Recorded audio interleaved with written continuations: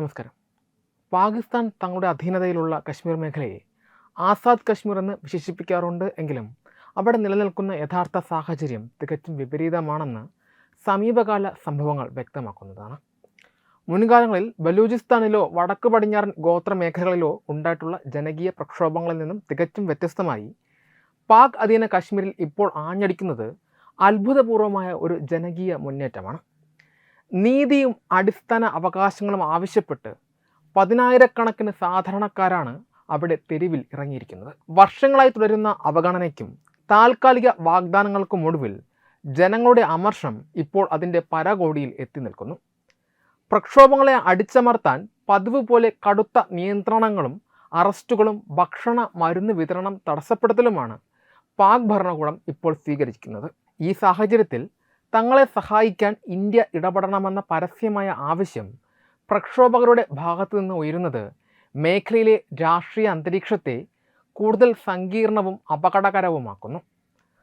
പാകിസ്ഥാനിലെ ഈ ആഭ്യന്തര പ്രതിസന്ധി ഇന്ത്യയെ എങ്ങനെ ബാധിക്കുമെന്നും ദില്ലി ഇതിനോട് എങ്ങനെ പ്രതികരിക്കണമെന്നും പരിശോധിക്കേണ്ടത് അത്യന്തം അനിവാര്യമാണ്. പാക് അധീന കശ്മീരിലെ യഥാർത്ഥ നിയന്ത്രണവും പ്രക്ഷോഭങ്ങളുടെ പശ്ചാത്തലവും പേരിൽ മാത്രം സ്വാതന്ത്ര്യമുള്ള ഈ പ്രവിശ്യയുടെ യഥാർത്ഥ ഭരണം നിയന്ത്രിക്കുന്നത് ഇസ്ലാമാബാദിലിരിക്കുന്ന ഒരു ജോയിൻറ്റ് സെക്രട്ടറി റാങ്കിലുള്ള ഉദ്യോഗസ്ഥനാണ് എന്നത് പരസ്യമായ രഹസ്യമാണ്.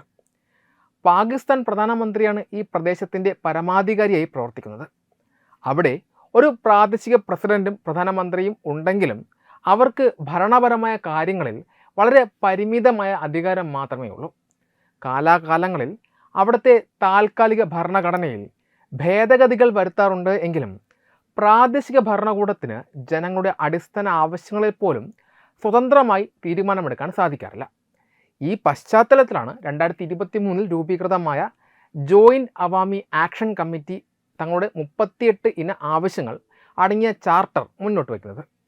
ഇതൊരു രാഷ്ട്രീയ പാർട്ടിയല്ല, മറിച്ച് നിത്യജീവിതത്തിൽ ദുരിതമനുഭവിക്കുന്ന വ്യാപാരികളും ഡ്രൈവർമാരും സാധാരണ തൊഴിലാളികളും അടങ്ങുന്ന ഒരു കൂട്ടായ്മയാണ്. അധ്യാപകരും ആരോഗ്യ പ്രവർത്തകരും ഉൾപ്പെടെ ഈ മുന്നേറ്റത്തെ പിന്തുണയ്ക്കുന്ന താഴെത്തട്ടിലുള്ള സർക്കാർ ജീവനക്കാരെ ശമ്പളം തടഞ്ഞും പെൻഷൻ റദ്ദാക്കിയും പാക് ഭരണകൂടം പീഡിപ്പിക്കുകയാണ്. സർദാർ അമൻ ഖാൻ, ഖ്വാജ മെഹ്റാൻ, ഷൗക്കത്ത് നവാസ് മിർ തുടങ്ങിയ മധ്യവർഗ കുടുംബങ്ങളിൽ നിന്നുള്ള നേതാക്കളാണ് ഈ ജനകീയ പ്രക്ഷോഭങ്ങൾക്ക് നേതൃത്വം നൽകുന്നത്. വിലക്കയറ്റത്തിനെതിരെയും വൈദ്യുതി ചാർജ് വർധനവിനെതിരെയും സമരം ചെയ്ത സാധാരണക്കാർക്ക് നേരെ കഴിഞ്ഞ 2 വർഷമായി പോലീസ് നടത്തിയ വെടിവെപ്പിൽ കൊല്ലപ്പെട്ടവരുടെ കുടുംബങ്ങൾക്ക് നഷ്ടപരിഹാരം നൽകണമെന്നതാണ് പ്രക്ഷോഭയുടെ പ്രധാന ആവശ്യങ്ങളിലൊന്നും. 2025 ആയപ്പോഴേക്കും ഈ പ്രതിഷേധങ്ങൾ കൂടുതൽ വന്യമാവുകയും സുരക്ഷാ വാഹനങ്ങൾ അഗ്നിക്കിരയാക്കപ്പെടുകയും ചെയ്യുന്ന സാഹചര്യമുണ്ടായി. ഇതോടൊപ്പം പാകിസ്ഥാനിലെ പഞ്ചാബ് പ്രവിശ്യയിൽ നിന്നും മറ്റും വന്ന് ഇവിടെ ഉയർന്ന സർക്കാർ പദവികൾ കൈയാളുന്ന ഉദ്യോഗസ്ഥ പ്രഭുത്വത്തിൻ്റെ ആഡംബര ജീവിത രീതികൾക്ക് അറുതി വരുത്തണമെന്ന ആവശ്യവും ശക്തമാണ്. മറ്റൊരു പ്രധാന രാഷ്ട്രീയ തർക്ക വിഷയം അവിടുത്തെ നിയമസഭയിൽ അഭയാർത്ഥികൾക്കായി സംവരണം ചെയ്തിട്ടുള്ള 12 സീറ്റുകളിലാണ്. ഇന്ത്യയിൽ നിന്നും പലായനം ചെയ്ത് പാകിസ്ഥാൻ്റെ വിവിധ ഭാഗങ്ങളിൽ സ്ഥിര താമസമാക്കിയ ഇവർക്ക് കശ്മീരുമായി യാതൊരു ബന്ധവുമില്ലെങ്കിലും ഇസ്ലാമാബാദിലെ ഭരണകക്ഷികൾക്ക് തങ്ങളുടെ അധികാരം നിലനിർത്താൻ ഈ സീറ്റുകൾ കൃത്രിമമായി ഉപയോഗിക്കാൻ സാധിക്കുന്നു.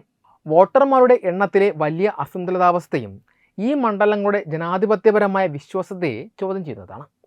ഈ സീറ്റുകൾ നിർത്തലാക്കാൻ പാക് സർക്കാരിൻ്റെ അനുമതിയോടെയുള്ള ഭരണഘടനാ ഭേദഗതി ആവശ്യമാണെങ്കിലും അതിന് ഇസ്ലാമാബാദ് തയ്യാറാകുന്നില്ല. ഭരണപരമായ ചൂഷണങ്ങൾക്ക് പുറമെ കടുത്ത സാമ്പത്തിക വിഭവ ചൂഷണങ്ങൾക്കും ഈ പ്രദേശം ഇരയാക്കുന്നുണ്ട്. 2009 പൂർത്തിയായ മംഗ്ല അണക്കെട്ട് പദ്ധതി മൂലം ജന്മനാട്ടിൽ നിന്നും ആട്ടി ഓടിക്കപ്പെട്ട 40,000-ഓളം ആളുകളുടെ പുനരധിവാസവും ഭൂമി നഷ്ടപരിഹാരവും ഇന്നും പൂർണ്ണമായും പരിഹരിക്കപ്പെട്ടിട്ടില്ല. മിർപൂരിൽ അന്താരാഷ്ട്ര വിമാനത്താവളം നിർമ്മിക്കുക, മെച്ചപ്പെട്ട ആശുപത്രി സൗകര്യങ്ങൾ ഒരുക്കുക, പഞ്ചാബ് പ്രവിശ്യയേക്കാൾ ഇരട്ടിയായി നൽകുന്ന വസ്തുനികുതി കുറയ്ക്കുക തുടങ്ങിയ ന്യായമായ ആവശ്യങ്ങളാണ് ജനങ്ങൾ ഉന്നയിക്കുന്നത്. പാകിസ്ഥാന് ആവശ്യമായ ജലവൈദ്യുത ഊർജ്ജത്തിൻ്റെ വലിയൊരു പങ്ക് ഉൽപ്പാദിപ്പിക്കുന്നത് ഈ മേഖലയിലാണ് എങ്കിലും അവിടുത്തെ തദ്ദേശീയവാസികൾ ദിവസേന മണിക്കൂറുകളോളമുള്ള പവർ കട്ടാണ് അനുഭവിക്കുന്നത്. ഈ പ്രദേശം പാകിസ്ഥാൻ്റെ കൈകളിൽ നിന്നും നഷ്ടപ്പെട്ടാൽ അത് പാകിസ്ഥാൻ്റെ ഊർജ്ജ ജലസുരക്ഷയെ പൂർണ്ണമായും തകർക്കും. അതുകൊണ്ട് തന്നെയാണ് പതിറ്റാണ്ടുകളായി ഈ പ്രദേശത്തെ ഇന്ത്യക്കെതിരെയുള്ള ഭീകരവാദത്തിൻ്റെ താവളമാക്കാൻ പാകിസ്ഥാൻ ശ്രമിക്കുന്നത്. സിന്ധു നദീജല കരാറിലൂടെ ഇന്ത്യ നൽകുന്ന 80% വെള്ളം പോലും മതിയാകാതെ കശ്മീരിലെ വിഭവങ്ങൾ മുഴുവൻ കൈക്കലാക്കാനുള്ള പാകിസ്ഥാൻ്റെ അത്യാഗ്രഹമാണ് ഈ പ്രതിസന്ധിക്ക് പിന്നിൽ. പാക് അധീന കശ്മീരിൽ പ്രക്ഷോഭങ്ങളും അതിക്രമങ്ങളും തുടരുമ്പോൾ ഇന്ത്യ വളരെ സൂക്ഷ്മതയോടെയും എന്നാൽ തന്ത്രപരമായും കാര്യങ്ങളെ വീക്ഷിക്കേണ്ടതുണ്ട്. ചരിത്രപരമായും നിയമപരമായും ഈ പ്രദേശം ഇന്ത്യയുടെ ഭാഗമാണെന്ന് ദില്ലി ആവർത്തിക്കുമ്പോൾ മാനുഷിക പരിഗണന മുൻനിർത്തി അവിടെ ഇടപെടാൻ ഇന്ത്യക്ക് അവകാശമുണ്ട്. അതിർത്തിക്കപ്പുറത്ത് പട്ടിണി അനുഭവിക്കുന്ന ജനങ്ങൾക്ക് സഹായം എത്തിക്കാൻ രാജ്യാന്തര നിയമങ്ങൾ അനുവദിക്കുന്നുണ്ട് എങ്കിലും അത് നേരിട്ടുള്ള സൈനിക സംഘർഷത്തിലേക്ക് വഴിമാറാനുള്ള സാധ്യത വളരെ കൂടുതലാണ്. UK, ന്യൂസിലാൻഡ് തുടങ്ങിയ വിദേശ രാജ്യങ്ങളിൽ ഈ പ്രക്ഷോഭങ്ങൾക്ക് അനുകൂലമായി നടക്കുന്ന ജനകീയ പ്രതിഷേധങ്ങൾ പാകിസ്ഥാന് മേൽ അന്താരാഷ്ട്ര സമ്മർദ്ദം ചെലുത്താൻ ഇന്ത്യക്ക് ഉപയോഗിക്കാം. എന്നാൽ ഇന്ത്യ പൂർണ്ണമായും നിശബ്ദത പാലിച്ചാൽ ആ പ്രദേശത്തിന്മേലുള്ള രാജ്യത്തിൻ്റെ പരമാധികാര അവകാശവാദങ്ങളുടെ ധാർമ്മിക അടിത്തറ ദുർബലപ്പെടാം. നേരെ മറിച്ച് ഈ വിഷയത്തിൽ ഇന്ത്യ അനാവശ്യമായി ഇടപെടാൻ ആഗ്രഹിക്കുന്നില്ല എന്ന സന്ദേശം പാകിസ്ഥാന് ഒരു പരിധിവരെ ആശ്വാസവും നൽകിയേക്കാം. ഈ ആഭ്യന്തര പ്രതിസന്ധിയിൽ നിന്നും ലോക ശ്രദ്ധ തിരിക്കാൻ പാകിസ്ഥാൻ വീണ്ടും തങ്ങളുടെ പരാജയപ്പെട്ട തന്ത്രങ്ങൾ വീണ്ടും പുറത്തെടുത്തേക്കാം.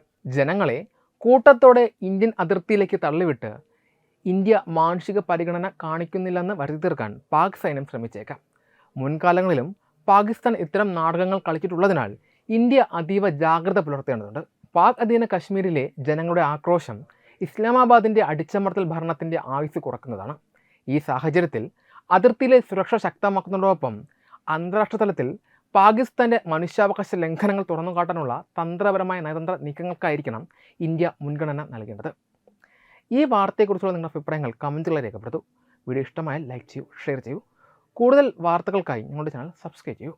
വെബ് ഡെസ്ക് തത്വമൈ ന്യൂസ്. HIV അണുബാധ സന്തോഷപൂർണ്ണമായ ഒരു ജീവിതത്തിന് തടസ്സമല്ല. HIV അണുബാധയ്ക്ക് ഫലപ്രദമായ ചികിത്സ ഇന്ന് ലഭ്യമാണ്. ഇതിന് യഥാസമയം അണുബാധ കണ്ടെത്തുന്നതും കാലേക്കൂട്ടി ചികിത്സ നടത്തേണ്ടതും അത്യാവശ്യമാണ്.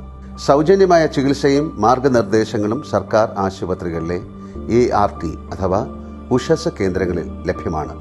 ആരോഗ്യ സംരക്ഷണം ഓരോരുത്തരുടെയും ഉത്തരവാദിത്തമാണ്.